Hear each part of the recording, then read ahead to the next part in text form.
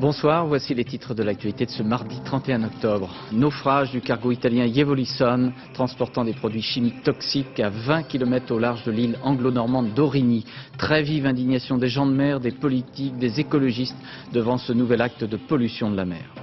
Baisse importante du chômage en France en septembre, il y a encore 2 270 200 personnes sans emploi. Contre l'ETA et ses actes terroristes, comme celui d'hier à Madrid, des centaines de milliers de personnes manifestent silencieusement leur révolte en Espagne ce soir.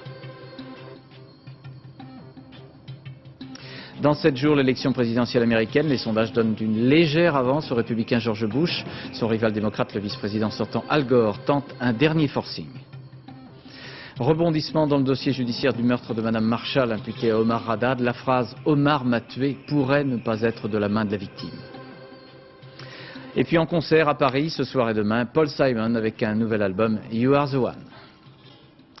Malgré tous les efforts de remorquage entrepris, le navire italien Yevolison, ayant à son bord 6000 tonnes de produits chimiques, a sombré à 9 h ce matin non loin de l'île anglo-normande d'Aurigny, c'est à 35 km du cap de la Hague. Des traces de carburant ont été repérées, un dispositif de protection a été aussitôt mis en place. Commentaire Olivier Galzi. La surprise. En quelques minutes, le Yevolison s'est retourné, puis a sombré par l'avant. Une demi-heure à peine avant le naufrage, les hommes de la baie Flandre pensaient encore pouvoir le remorquer. Hier, après avoir évacué l'équipage, le navire avait été stabilisé, mais il présentait déjà des signes inquiétants d'enfoncement. À 8 h 30 ce matin, le chimiquier a donc coulé par 60 mètres de fond, à une quinzaine de kilomètres du cap de la Hague. À son bord, 6000 tonnes de produits chimiques, dont les 2/3 de styrène, un produit indissoluble dans l'eau et extrêmement toxique. Face à la gravité de la situation, la préfecture maritime de Cherbourg a mis en place une cellule de crise. Un an après la catastrophe de l'Erika, le ministre des Transports qui s'est rendu sur place a fustigé l'immobilisme du secteur maritime. Si les mesures que la France a proposées et acceptées aujourd'hui à l'échelle européenne avaient été à l'œuvre, eh bien ce navire aurait été banni, il n'aurait pas pu circuler. L'indice de vétusté du Yevolison était en effet largement supérieur à celui de l'Erika. Mais ceci n'a pas empêché les sociétés Exxon et Shell d'affréter le navire, une attitude que Dominique Voynet a largement dénoncée tout à l'heure. Je voudrais vous dire combien je suis scandalisée, moins d'1 an après le naufrage de l'Erika, de voir que les chargeurs, les armateurs n'ont tenu aucun compte des expériences accumulées au cours de l'année écoulée et que la soif de profit explique donc une nouvelle catastrophe. Pour l'heure, aucune trace de pollution n'a été relevée sur les lieux du naufrage, mais ce soir dans la Manche, les pêcheurs s'inquiètent de ce qui pourrait être une nouvelle catastrophe écologique dont ils seraient encore une fois les premières victimes. Ce cargo long de 114 mètres était parti du port de Fowley en Grande-Bretagne et devait rejoindre l'Adriatique et le Monténégro. Il avait été lancé il y a 11 ans et était autorisé à naviguer la conscience tranquille, affirme ce soir son armateur. C'est la même société italienne, la Rina, qui avait aussi donné son accord il y a 1 an pour le pétrolier Erika. Commentaire Loïc de la Mornay. Dès l'annonce du naufrage, les enquêteurs se sont penchés sur le parcours non seulement géographique mais aussi technique de l'Yevolison. Un navire parti dimanche du port britannique de Fowley, puis remorqué hier au large des côtes bretonnes, après avoir lancé un appel de détresse, avant de couler définitivement près de l'île d'Aurigny. Les cales de ce bateau de 115 mètres de long, pourtant équipé d'une double coque en acier inox, abritent 18 cuves de produits chimiques. Pour une raison inconnue, cette double coque, pourtant gage de haute sécurité, a cédé dans la tempête. À Naples, où le navire a été construit, l'armateur défend ce soir les qualités du bateau.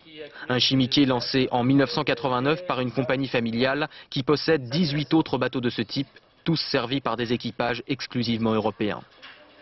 Notre politique, c'est d'avoir des bateaux neufs. Nous avons notre organisation, nous avons notre bureau de Naples. Nous avons des marines qui sont de la compagnie. Nous travaillons avec du personnel spécialisé, nous avons de nouveaux bateaux. Mais les interrogations se tournent aussi vers le port de Gênes, siège d'une institution désormais célèbre, la RINA, la société de vérification qui a contrôlé l'Evolution, mais qui en son temps avait aussi contrôlé l'Erika. La société se refuse ce soir à tout commentaire, rappelant juste que la dernière visite de classe du navire avait été effectuée en avril dernier.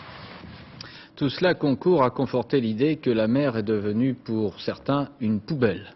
D'ailleurs, l'association Greenpeace s'est empressée de faire remarquer que le navire italien actuellement bloqué par 70 mètres de fond est tout près d'une fosse marine qui sert depuis longtemps de dépôt de fûts radioactifs et de munitions à la Grande-Bretagne et à l'Irlande. Cette fosse des Casquets serait d'une profondeur de 160 mètres. Explication Gilles Marinet avec Ersin Lebovic.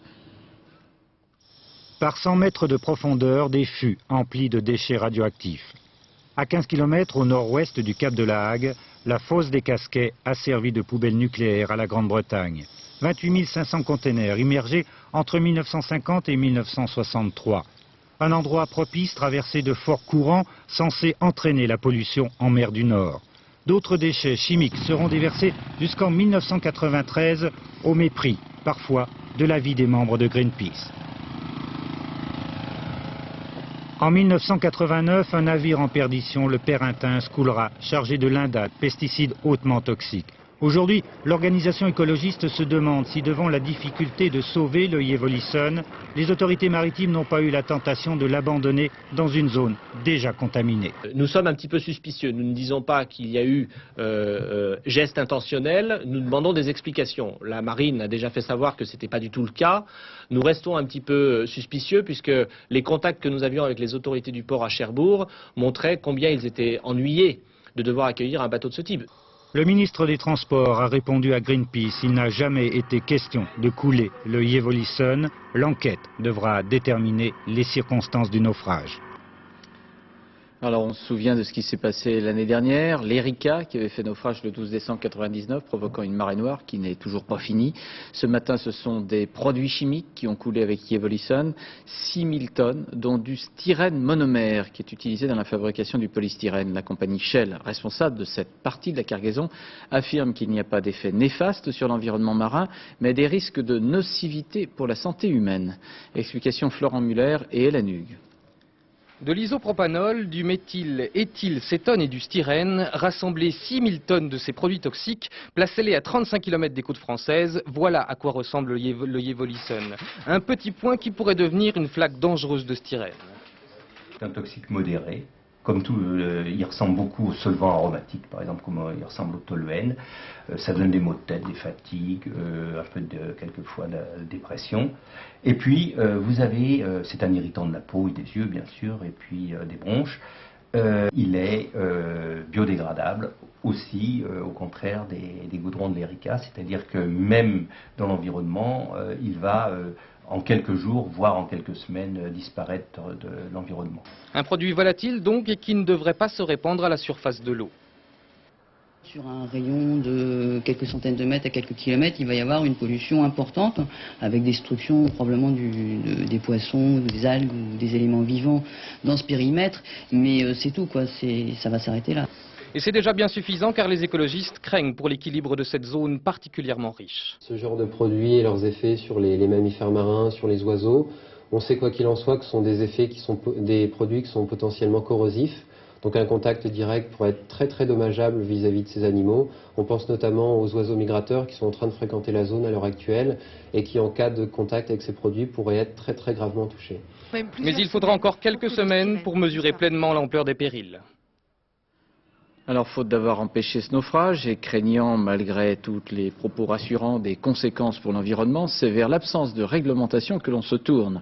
Le président de la Commission européenne, Romano Prodi, pressé par l'événement, veut que l'on adopte au plus tôt de nouvelles propositions en matière de sécurité maritime. Chacun, syndicats, élus politiques et même le président Chirac appellent l'Europe à agir plus vite pour des contrôles plus stricts. Ceux qui sont pratiqués actuellement semblent encore trop lâches.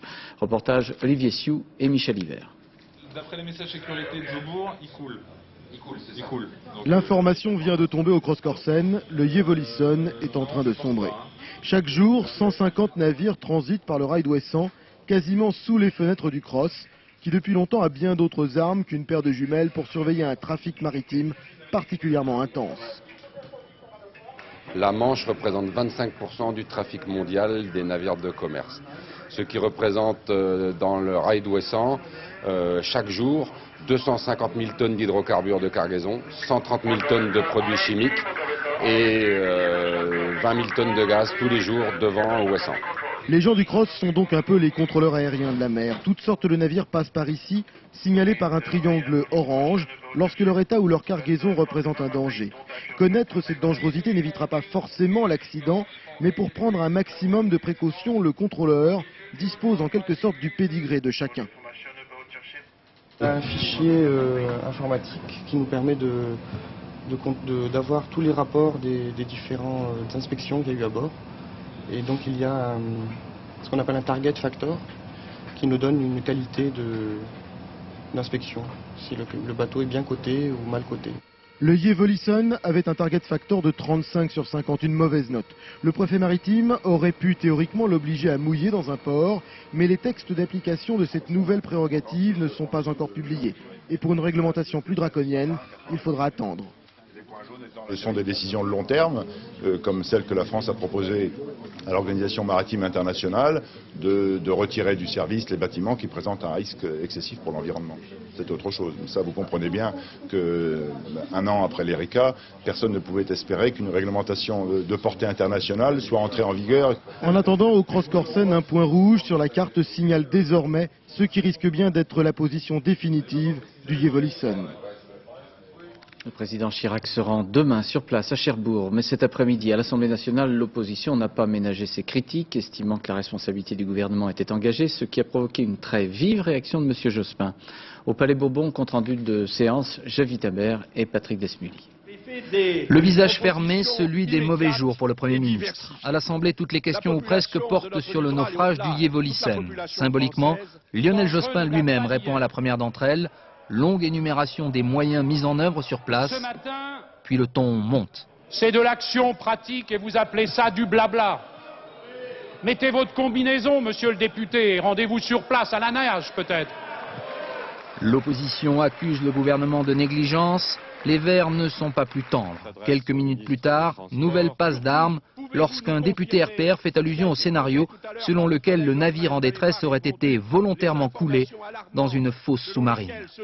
Autrement dit, quand la mer cessera-t-elle d'être une poubelle? Que vous osiez poser ce genre d'imputation à l'égard d'hommes et de femmes qui ont risqué leur vie pour essayer de tirer de ce navire donne la mesure de votre qualité d'âme. Nervosité tout aussi palpable dans les couloirs. On demande des comptes au gouvernement. Pourquoi cette nouvelle catastrophe, moins d'un an après celle de l'ERICA? Encore une fois, la droite et les écologistes sont sur la même longueur d'onde. On peut accuser naturellement l'affréteur, l'armateur, mais moi je porte une accusation grave contre nos gouvernants. Voilà. Pour nullité. Il n'y a toujours pas de plan d'urgence écologique, il n'y a toujours pas de ministère de la mer, il n'y a toujours pas au plan européen de corps de garde-côte qui permettrait d'assurer à la fois la sécurité et la surveillance. Nous sommes face à ce que j'appellerais de la délinquance écologique. L'affaire du Yevolison est devenue en moins d'une journée une affaire politique. Lionel Jospin n'a pour l'heure qu'une réponse. Sur place, son gouvernement agit. Alors pour l'instant, ce soir, à la préfecture maritime de Cherbourg, Pascal Doucet-Bon, quel est l'état d'esprit ? L'état d'esprit ce soir, Claude, c'est la vigilance, bien sûr. La cellule de crise de la préfecture maritime se trouve à quelques pas et on y organise la surveillance de l'épave sur la zone. Mais sur terre aussi, on prend ses dispositions au cas où. Voyez par exemple ces hommes de la sécurité civile, ils sont arrivés à Cherbourg dans l'après-midi. Il s'agit là d'un prépositionnement au cas où un plan Paul Marter serait déclenché, ce qui bien sûr n'est pas le cas pour l'instant. Quant à la population, elle s'interroge surtout ce soir pour savoir pourquoi on a cherché à remorquer l'Yevolison vers Cherbourg. Plusieurs pêcheurs nous ont assuré que le bateau aurait été moins dangereux s'il avait été laissé sur la zone où il a lancé son SOS au large. Quant aux professionnels du tourisme, ils s'inquiètent bien sûr de la pollution, mais surtout de ce qu'on va en dire. Un restaurateur cet après-midi nous a littéralement supplié « S'il vous plaît, ne soyez pas alarmistes, cette pollution n'a pas encore eu lieu, notre image souffre déjà de la proximité de l'usine de retraitement nucléaire de La Hague, n'en rajoutez pas, ce serait trop grave pour nous ». Voilà Claude, l'état d'esprit général à Cherbourg et dans sa région ce soir. Merci Pascal. Voilà ce que l'on pouvait dire sur ce naufrage et ses conséquences de l'Yevolison au large des îles anglo-normandes d'Aurigny. Du côté de la majorité, les 5 formations de la gauche plurielle ont confirmé un sommet pour le 7 novembre avec la préparation d'un texte commun. Et puis à l'Assemblée nationale cet après-midi, la gauche a voté le budget de financement de la sécurité sociale. Une gauche et un gouvernement qui se sentent confortés par les derniers chiffres du chômage. Au mois de septembre, le nombre des demandeurs d'emploi a chuté de 2,5%, 58 600 chômeurs de moins. Dans les statistiques publiées par le ministère de l'Emploi, il y a encore 2 270 200 personnes inscrites dans les fichiers de la NPE. Cette baisse de septembre poursuit donc la tendance à la diminution du chômage constatée depuis plus de 3 ans. Depuis quelques mois, dans certains secteurs de l'activité économique, les entreprises ont du mal à recruter. C'est le cas pour l'informatique, où faute de personnel qualifié, on va chercher hors de France des informaticiens.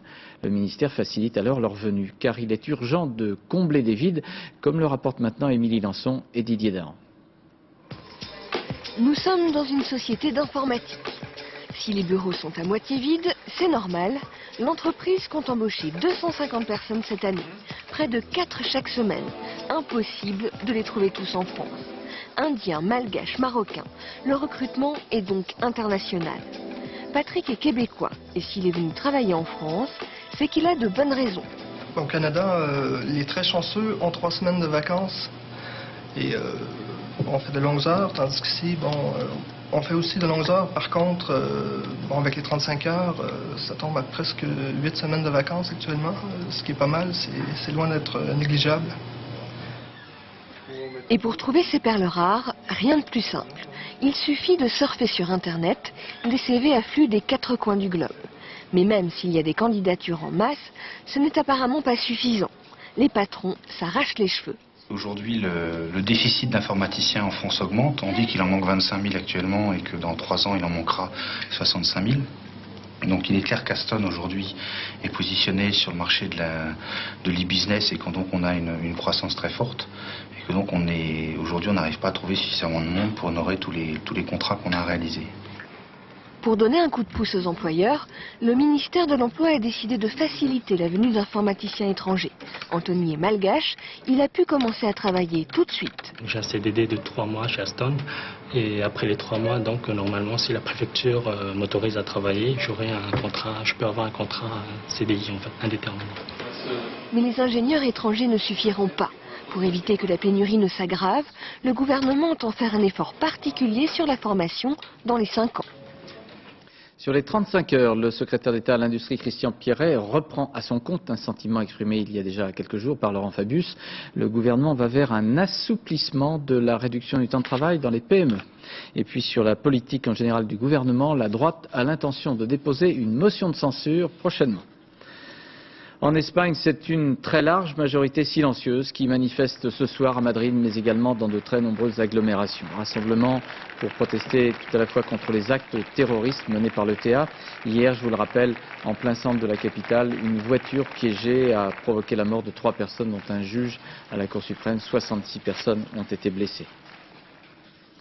Les juges font partie des cibles privilégiées de l'organisation séparatiste basque ETA. Contre celle-ci, la police espagnole a opéré de nombreuses arrestations depuis quelques mois sans pouvoir stopper les attentats. Mais pour bien marquer la détermination de son gouvernement, le Premier ministre José María Aznar était au premier rang pour les obsèques des victimes ce matin. Voyez le reportage de nos envoyés spéciaux Dorothée Olyric et Gilbert Usan. Le chef du gouvernement a abandonné sa voiture blindée à plusieurs centaines de mètres. C'est à pied qu'il se rend aux funérailles du juge. José María Aznar, que l'ETA a déjà tenté d'assassiner, montre qu'il n'a pas peur, que l'Espagne ne cédera jamais à la menace terroriste. Les funérailles des victimes de l'ETA sont toujours extrêmement dignes.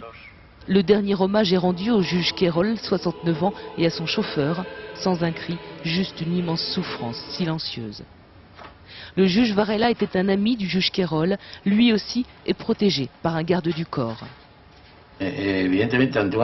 Évidemment, lors d'un attentat aussi brutal que celui d'hier, les mesures de sécurité sont inefficaces. En fait, c'est même le contraire, car le garde du corps devient la deuxième victime. De toute façon, il est extrêmement difficile de combattre le terrorisme. L'important pour les juges comme pour le gouvernement, c'est défendre l'état de droit, seul cadre possible pour une démocratie. Cette fois, la voiture piégée de l'ETA contenait 30 kilos d'explosifs. Selon tous les témoins de l'attentat, les séparatistes voulaient perpétrer un massacre. J'avais ma petite fille dans les bras, je courais, il y avait plein de fumée partout. Et je criais, il y a des morts partout. À cette heure-là, il y a plein de monde et des écoles avec plein d'enfants. Malgré la violence de l'attentat d'hier, les Espagnols refusent de sombrer dans la psychose. À Madrid, comme ailleurs dans d'autres villes d'Espagne, ils ont choisi la mobilisation et la solidarité pour dire non à l'ETA. Au Proche-Orient, un mince espoir avec l'annonce, peut-être pour demain, d'une rencontre entre l'ancien Premier ministre israélien Shimon Peres et Yasser Arafat à Gaza. Mais aujourd'hui encore, on compte 4 morts de plus. Cela se fait maintenant 152 victimes depuis le début des violences. Des affrontements qui ont continué. Ils ont eu lieu aujourd'hui à Gaza, en Cisjordanie, à Ramallah ici. Hier soir, l'armée israélienne a utilisé des hélicoptères de combat pour attaquer des bâtiments palestiniens dans la bande de Gaza. Aux États-Unis, il reste 7 jours avant la consultation électorale qui désignera le successeur de Bill Clinton à la Maison-Blanche. Au jour le jour, les sondages donnent une légère avance au républicain George Bush. Le résultat paraît donc encore très incertain. Le candidat démocrate, le vice-président en place, Al Gore, redouble d'activité, y compris en Californie où il n'est pas certain de l'emporter. Du matin jusqu'au soir, de l'Arkansas jusqu'en Pennsylvanie, où nos correspondants Étienne Lénart et Aaron Diamond l'ont suivi, Al Gore fait le forcing. Comme chaque intervention publique du candidat Al Gore, la scène ce matin-là a été minutieusement préparée et très largement médiatisée. Le vice-président des États-Unis emmène à l'école les enfants d'une famille, classe moyenne de Little Rock dans l'État de l'Arkansas. L'objectif est de faire dans l'humain le côté proche des gens et de leurs préoccupations. Et sur ce terrain-là, Al Gore, après 8 années passées dans l'ombre de Bill Clinton, n'arrive pas à la cheville du président américain quand il s'agit de se montrer chaleureux en public. Il le sait, n'y peut rien, et force donc sa nature. Je suis ici pour aller parler avec les familles dans la cuisine, le lieu où en Amérique, on évoque les vrais problèmes. Du coup, la campagne des démocrates ressemble un peu à ces étapes du Tour de France où aucune vedette n'est aux avant-postes. Une curiosité naturelle, certes, mais pas d'enthousiasme débordant.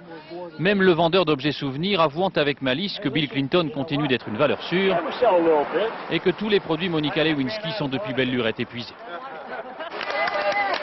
Que ce soit derrière les vitres fumées de sa limousine blindée qui le suit ou qu'il aille, ou ce jour-là sur le campus d'une université tout acquise à sa cause, Al Gore tente toujours de résoudre une énigme. Comment lui, qui peut légitimement revendiquer une part du bilan économique resplendissant des démocrates après 8 années au pouvoir, ne parvient-il pas à creuser l'écart avec son adversaire républicain dans les sondages et se trouve même légèrement distancé? Il ne reste plus désormais que quelques jours à Al Gore pour tenter de convaincre les électeurs encore indécis qu'il est le successeur naturel de Bill Clinton, dont tous les États-Unis pensent qu'il serait réélu dans un fauteuil si d'aventure la Constitution américaine l'autorisait à se présenter une 3e fois. Après les discours très politiques entre l'Union européenne et le président russe Vladimir Poutine hier à Paris, aujourd'hui ce dernier s'est efforcé d'évoquer la coopération bilatérale sur le plan économique. M. Poutine a rencontré les patrons du MEDEF, souhaitant favoriser les investissements dans la Fédération russe. D'autre part, le président de la Russie s'est entretenu pendant 1 heure avec Lionel Jospin. La situation en Tchétchénie aurait été abordée, mais pas de déclaration à l'issue de cet entretien d'1 heure à Matignon. C'est donc plutôt sur l'économique. M. Poutine a pu arborer un certain sourire. Il a affirmé sa volonté de remettre de la stabilité dans son pays, appuyant ses propos d'une démonstration sur le redémarrage de l'économie russe. Commentaire Jean-Bernard Schmitt avec Pascal Caron. C'est devenu l'un des endroits les plus courus de Moscou. En quelques mois, Ikea, le géant suédois de l'ameublement, a dépassé en Russie tous ses objectifs de chiffre d'affaires. Dans les rayons des magasins, les consommateurs retrouvent le moral, à l'instar de toute l'économie russe. Hausse de la production industrielle, excédent budgétaire, baisse du chômage. 2 ans après le marasme financier de 1998, la richesse nationale a recommencé à augmenter. Pour cette année, l'envolée prévue est vertigineuse, plus 7% de croissance. Comme la Russie part de très très bas, c'est un pays qui a vu son produit intérieur brut divisé de moitié entre 1992 et 1998, 7% de croissance sur un an, évidemment, c'est très loin de rattraper de là où on est parti. De la même manière, dans le domaine social, la situation de la population russe reste encore extrêmement difficile. Difficile, le mot est faible. 30% de la population russe vit au-dessous du seuil de pauvreté. Les classes moyennes balbutiantes ont été laminées par la crise. Il reste donc beaucoup à faire. En premier lieu, asseoir durablement la reprise, toujours fragile, puis reconstruire le secteur bancaire, aujourd'hui quasi inexistant, Enfin, retrouver la confiance des investisseurs en mettant fin au système de corruption et de fuite des capitaux, sombre héritage des années Yeltsin. Spectaculaire accident d'avion sur l'aéroport de Taipei à Taïwan. Un appareil de la compagnie Singapore Airlines a tenté de décoller malgré une forte tempête. Le Boeing n'a pas réussi son envol et est retombé sur d'autres avions au sol. Il y avait 159 passagers à bord et 20 membres d'équipage. Commentaire Yasmina Farber. Un document amateur impressionnant. Une boule de feu sur les pistes de l'aéroport de Taipei. Le Boeing 747 de la Singapore Airlines a semblé retomber après son décollage. Selon la police taïwanaise, il a percuté un appareil de la Chinese Airlines qui n'avait personne à bord. Mais à bord du Boeing, 91 des 179 passagers et membres d'équipage étaient portés disparus. À l'instant, le Premier ministre taïwanais a indiqué que cet accident avait fait 47 morts. Au moment de l'impact, l'appareil s'est brisé en 3 parties. Les causes de cet accident ne sont pas encore déterminées. La chambre d'accusation de la Cour d'appel de Paris confirme un non-lieu général dans le dossier de l'accident qui avait coûté la vie à la princesse Diana dans la nuit du 30 au 31 août 1997 à Paris, non-lieu pour les photographes de presse notamment. En revanche, les experts désignés par la commission de révision de la Cour de cassation dans l'affaire du meurtre de Ghislaine Marchal, commis en juin 1991 et pour lequel Omar Haddad avait été condamné en 1994, viennent d'apporter un éclairage nouveau. Ces experts graphologues excluent toute certitude à propos de l'inscription Omar m'a tué. Ils ne peuvent affirmer que c'est bien la victime qui a écrit cette phrase mal orthographiée. Explication Valérie Hermite et Mickaël Darmon. C'était l'une des pièces maîtresses de l'accusation. Omar m'a tué, des lettres de sang désignant le coupable. En 1994, Omar Haddad est condamné à 18 ans de réclusion criminelle. À l'époque, les graphologues affirmaient que l'auteur de ces mots était la victime elle-même. Des conclusions toujours contestées par l'avocat du jardinier. Aujourd'hui, une nouvelle expertise graphologique ordonnée par la commission de révision apporte un autre éclairage. Les experts concluent qu'il est impossible d'affirmer que la victime est l'auteur de cette phrase. Maintenant on dit, cette inscription, on ne peut pas dire que c'est Mme Marchal qui l'a faite. Alors ça change, tout est renversé. Si ce n'est pas Mme Marchal qui a écrit, c'est quelqu'un d'autre.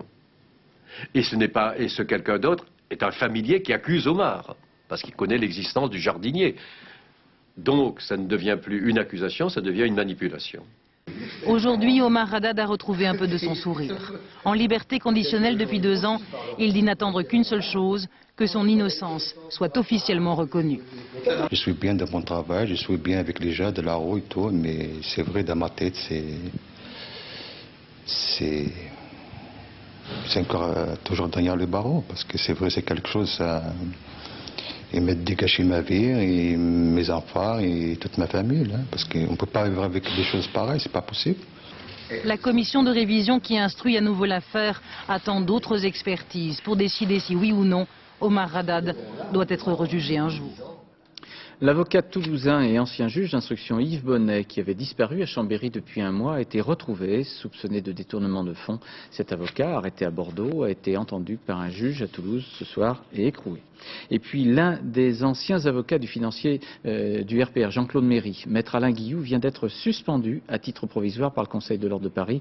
Maître Guillou avait été mis en examen le 18 octobre dernier pour violation du secret professionnel dans l'enquête sur la cassette vidéo de Jean-Claude Méry.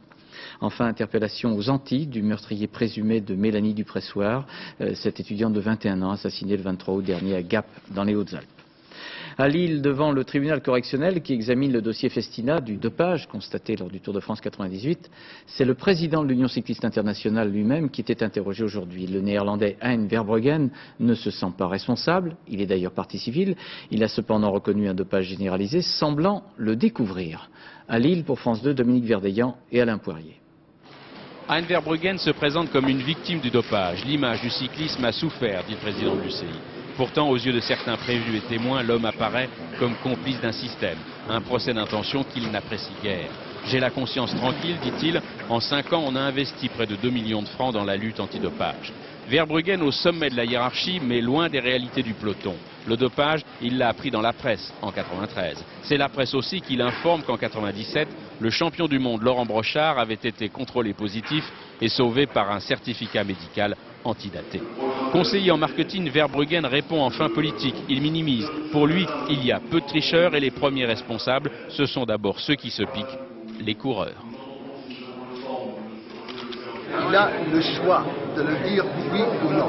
Mais j'ajoute tout de suite qu'effectivement, il peut y être beaucoup de pression de la part direction de l'équipe, etc. Mais ce sont eux qui sont les premiers responsables. Il ne faut pas essayer de mettre la responsabilité autre part. Après 5 heures de comparution, Hein Verbruggen s'échappe de l'audience. Daniel Ball, lui, devra attendre 48 heures pour s'expliquer et pour lui, c'est encore trop long. J'ai été traîné dans la boue, mon nom a été sali dans la presse depuis la semaine dernière. J'espérais enfin pouvoir remettre les pendules à l'heure aujourd'hui et j'ai toujours pas pu. Ça va être 48 heures de plus que mon nom sera sali et je ne le supporte plus. Une audience qui s'est transformée au fil de la journée en forum, colloques et séminaires. Magistrats, avocats et témoins ont disserté sur le dopage à travers les âges. Les prévenus silencieux assis sur leurs chaises étaient heureusement là pour nous rappeler qu'on devait juger un autre dossier bien plus précis. Un troisième cas de vache folle dans le département de la Haute-Saône, troisième cas depuis mars 98. Et puis la direction des affaires sanitaires du Finistère indique ce soir qu'elle étudie la nature de la maladie qui a tué une personne âgée début octobre à Quimper. Il s'agit de savoir si cette maladie est la forme classique dite de Creutzfeldt-Jakob ou bien une nouvelle variante. Les premiers pensionnaires de la Station spatiale internationale vont bientôt arriver, 2 Russes et un Américain. Ils ont pris la direction de l'espace ce matin depuis le site de Baïkonour au Kazakhstan. Pour l'instant, la Station spatiale internationale n'est pas complète. C'est un projet qui réunit 16 pays, un laboratoire géant qui sera achevé dans 6 ans pour des expériences scientifiques que l'on annonce multiples, mais non encore totalement définies. Commentaire Agnès Monteux. 3, 2, 1. Une course de plus pour le taxi de l'espace. Ce matin, à 8h53, cette capsule Soyouz datant des années 60 a emmené les 3 premiers habitants de la Station spatiale internationale. À son bord, 2 Russes, dont l'un Sergei Krikalov est resté plus d'1 an sur Mir, et un Américain, William Shepard, beaucoup moins expérimenté, mais diplomatie oblige, il sera le commandant de la mission. En 4 ans d'entraînement, les 3 hommes ont appris à cohabiter. Demain, la capsule s'accrochera à l'embryon de station. Elle deviendra un canot de sauvetage en cas de pépin. L'équipage a été précédé dans la station par une autre mission, une mission qui a déjà aménagé de l'espace habitable. À bord, ils disposeront de beaucoup plus de confort que sur Mir. Plus de lumière, une douche plus proche du sauna, de la nourriture presque appétissante et des couchettes. En 4 mois, les cosmonautes vont surtout bricoler à l'intérieur et à l'extérieur de la station, car tout est encore à construire. Le grand mécano de l'espace se réduit aujourd'hui à 2 modules russes et un nœud de connexion américain. Il ne sera complet qu'en 2005. Aussi grand qu'un terrain de football planant, il pourra accueillir alors les expériences scientifiques. Le fait que cette expérience soit habitée de façon permanente par des hommes pendant plusieurs années, ça va permettre en particulier de faire des expériences sur la façon dont l'organisme réagit à des missions de ce type et peut-être préparer les missions ultérieures vers Mars par exemple. Les 16 pays participants devront débourser 500 milliards de francs pour cette station. L'opération est de plus en plus coûteuse, autant dire qu'il y a de plus en plus d'opposants. Musique ce soir et demain à l'Olympia. Paul Simon revient avec son nouvel album You Are the One à 59 ans. Celui qui fut le partenaire dans les années 60 d'Art Garfunkel revient avec un répertoire plein d'équilibre et un spectacle où l'on retrouve le meilleur de sa carrière. Présentation Jean-Jacques Dufour et Pierre Moscovici. Devant l'affiche de Paul, sorte de Merlin enchanteur, les spectateurs sont remplis de bonheur. Simon va chanter. Alors, enchanté? On l'aime lui et sa musique. C'est le meilleur, c'est le duo de la musique. Artisan au physique discret, l'homme accumule les succès depuis des dizaines d'années, et cela sans jamais se répéter. En résumé, du travail bien fait.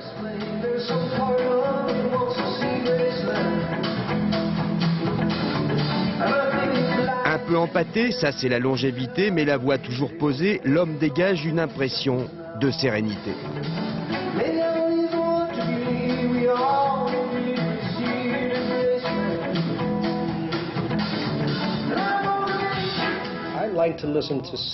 J'aime écouter les chanteurs et la plupart du temps, je préfère les écouter quand ils chantent dans une autre langue que la mienne. et d'ajouter, comme on le ferait avec un nuage de lait dans le thé. Vous n'avez pas besoin de comprendre les mots, vous avez juste besoin de vous laisser emporter par les sons. Et le son, il y fait très attention. Vous savez, sur scène, je suis à l'endroit où je peux entendre tout le monde jouer. Et mon boulot, c'est de dire non ou faites-en plus. Mais le plus souvent, c'est faites-en moins.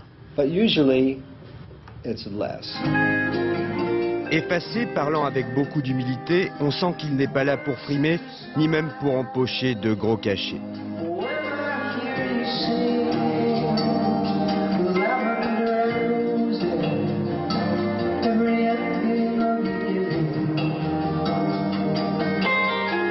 La gloire, la notoriété, le blé, ce n'est vraiment pas tout cela qui le pousse à continuer. C'est pas pour le show. Non. Non, je ne fais pas cela pour le show. Je le fais parce que j'ai quelque chose à exprimer. En fait, j'aimerais donner de la joie, du bonheur.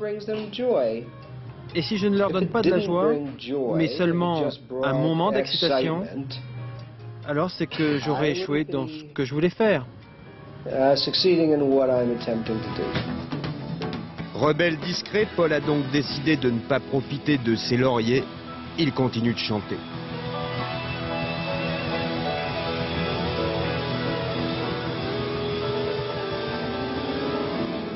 Paul Simon, ce soir et demain soir à l'Olympia. Allez, je le reconnais, l'actualité c'est souvent une liste d'horreurs. Alors cette fois-ci on est prié d'en faire une fête, difficile d'y échapper, vous m'avez compris. L'orange version citrouille a tout envahi, au point d'être devenu un gigantesque concours de mocheté. Avant la fête populaire, il y a une opération marketing, et jadis peut-être une origine celte. Récit masqué, Nicolas Vinclair et Delphine Détry.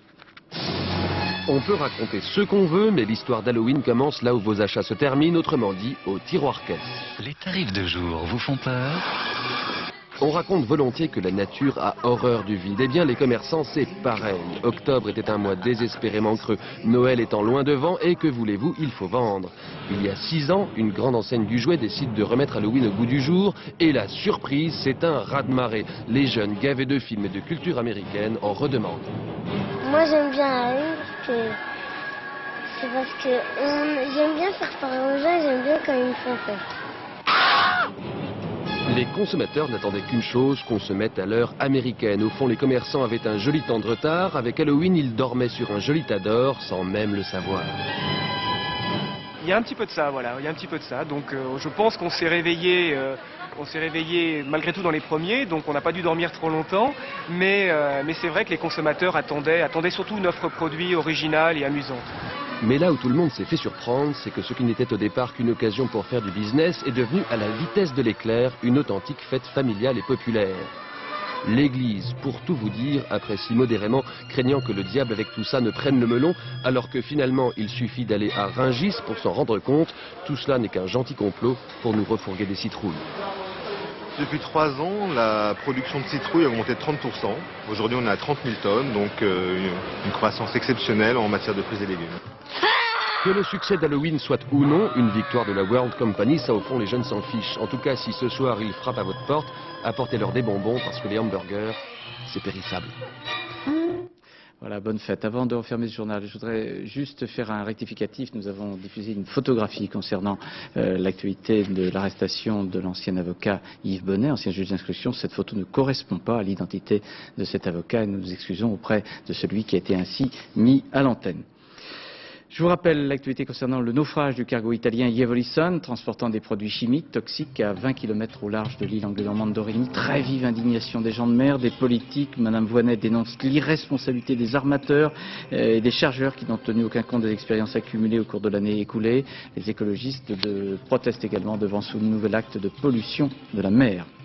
Et puis demain, Gérard, vous êtes à Cherbourg car vous ferez l'édition de 13h en direct de Cherbourg.